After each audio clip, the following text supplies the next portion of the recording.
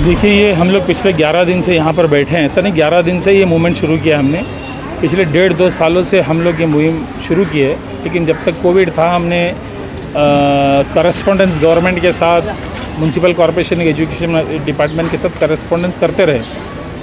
उसका कोई ठोस कोई निर्णय नहीं आया। इसकी वजह से मजबूरन हम लोग यहाँ पर सड़क पर आके बैठे, फुटपाथ पर रोज़ बैठते हैं।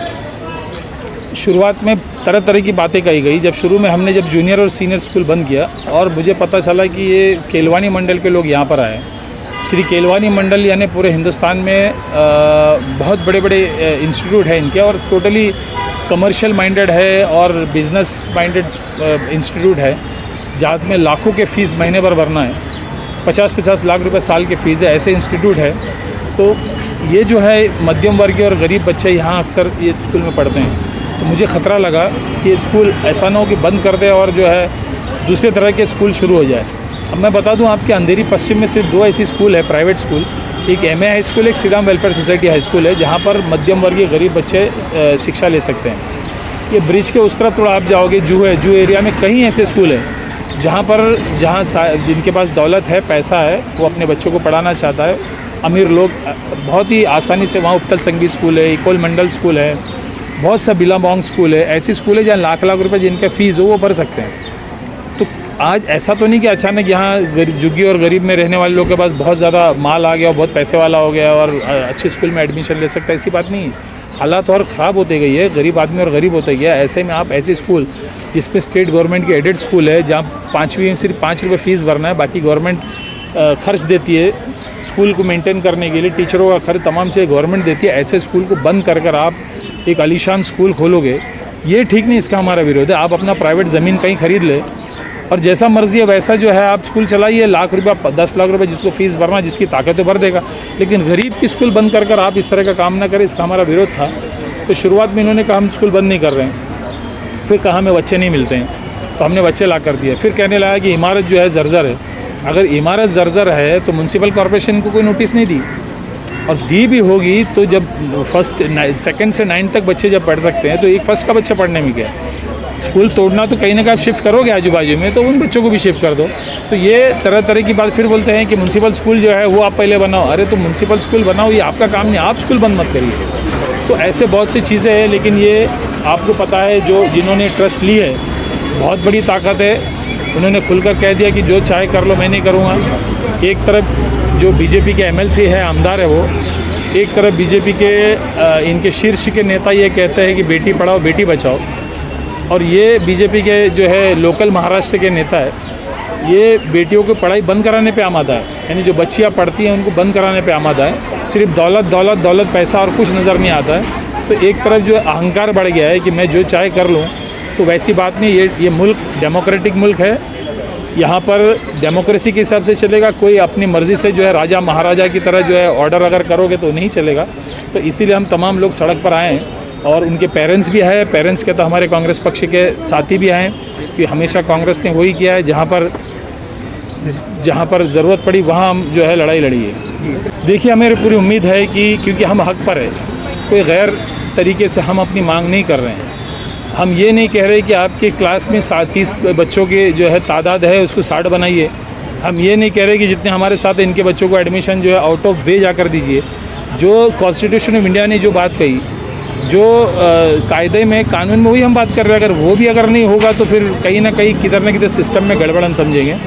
तो मुझे पूरा यकीन है, भले 11 दिन नहीं, वो चाहते हैं कि हमारी कहीं ना किसी तरह पहले डिले टैक्टिस है कि माँ बाप जो है बच्चे परेशान हो जाए। माँ बाप को लगे यार एडमिशन हो ही नहीं रहा है, 11 दिन हो गए देखो नहीं हो रहा है, तो बच्चे माँ बाप को लेके कहीं ना कहीं निकले, ऐसा वो एक प्लान बना। लेकिन ऐसा नहीं है, वो बच्चे पहले दिन के आज भी उनके माँ बाप को हम पर भरोसा आज भी बैठे हैं। तो डिले टैक्टिस, कई तरह के टैक्टिस अपना रहे हैं, लेकिन ये तमाम चीज़ें जो है वो नहीं चलेगा। आपको यहाँ पर एडमिशन बच्चों को देना ही होगा। आपके माध्यम से मैं अमरीश पटेल साहब को कहना चाहता हूँ। जी सर, आखिर में क्या आपका जो संवाद है वर्षाताई गायकवाड़ और उदय सामंत से हुआ है, और संवाद में क्या देखिए, वर्षाताई गायकवाड़ से आज भी मेरी मुलाकात हुई। आज हम लोग अगस्त क्रांति मैदान में, क्योंकि हमेशा हर साल 9 अगस्त को कांग्रेस पार्टी झंडा लहराती है वहाँ पर, तो आज भी मुलाकात हुई। हमारा ये कहना है कि हम लोग जहाँ जैसे लड़ेंगे ना, हमारे जो वकील है वो कहते हैं कि हम अदालत में लड़ेंगे, हम लोग तो सड़क में लड़ने थे। जो सदन में जो लोग हैं, जो आमदार है, विधायक है, मिनिस्टर है, वो अपनी तरह से हमने सबको अपनी बात रखी है। नाना पटोले जी से बात रखी है, भाग जगताप से बात रखी है, तमाम लोग अपनी बात रखी है। और मुझे उम्मीद है कि वो जो हमारे नेता है वो भी हमेशा इसी में से ऊपर जाकर नेता बने, यही लड़ाई लड़ते हुए। तो वो उम्मीद है कि बिल्कुल उनकी मदद रहेगी और मदद कर रहे हैं। बहरहाल हम तो धरने पे बैठे हैं और जब तक बच्चों का एडमिशन नहीं होता तब तक ये लड़ाई जारी रहेगी। इंट्रोडक्शन आपको देना चाहूँगी जो यहाँ का ट्रस्टी है। पहला जो है ये ट्रस्ट किसी और का था, अंधेरी ट्रस्ट। उसको जो है ये मिस्टर अमरीश पटेल, दिल्ली में अमरीश पुरी नाम रखे तो वही मुंह में आता है बार बार। वो पहला एक्स एजुकेशन मिनिस्टर रह चुका है, एमएलसी था। अब करंट एमएलसी है बीजेपी पार्टी से, जिसके एमपी जिसके प्राइम मिनिस्टर, जिसके इसलिए मैं बोलना चाहूँगी कि आज तक कोई भी प्राइम मिनिस्टर अपनी पार्टी के लिए भाषण वगैरह नहीं दिया है।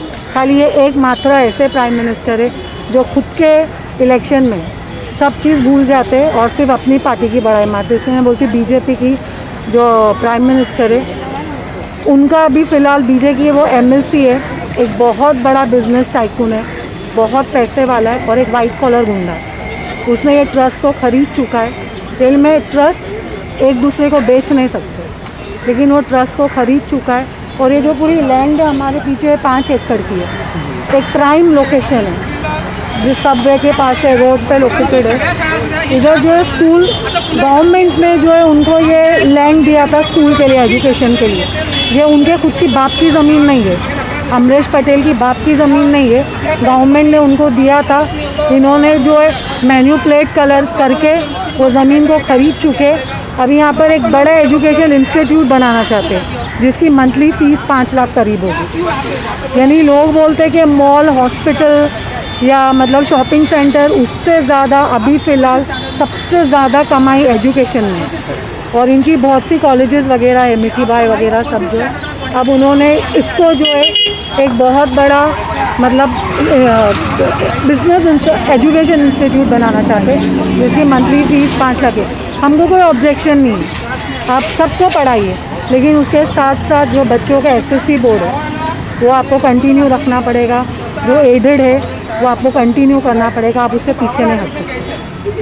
मैडम, यदि आपका मांग पूरा नहीं होता है तो आपका भविष्य में रणनीति क्या होगा और ये आंदोलन कैसे आगे बढ़ेगा? देखो, वेडनेसडे तक इनको दिया गया है कि मतलब आप जवाब दीजिए, एडमिशन दीजिए। उसके बाद हमारी मांग रही कि हमको 24 घंटे यहाँ बैठने का मौका दे, और हम कोर्ट की भी तैयारी कर रहे हैं। तो कोर्ट में भी हमारी तैयारी हो चुकी है और हम ये केस अभी कोर्ट में लड़ेंगे और हमारा जो धरना है वो कंटिन्यू चलते रहेगा। अब टाइम बढ़ते जाएगा, 4 से 6, 6 से 7 से 24, धीरे धीरे 24 घंटा, लेकिन यहाँ से हम हिलने वाले नहीं। एजुकेशन में स्कैम तो बहुत पहले से ही होते हुए आ रहा है, लेकिन अब लोग आगाह हो गए क्योंकि सब रोड पे उतर के आ गए।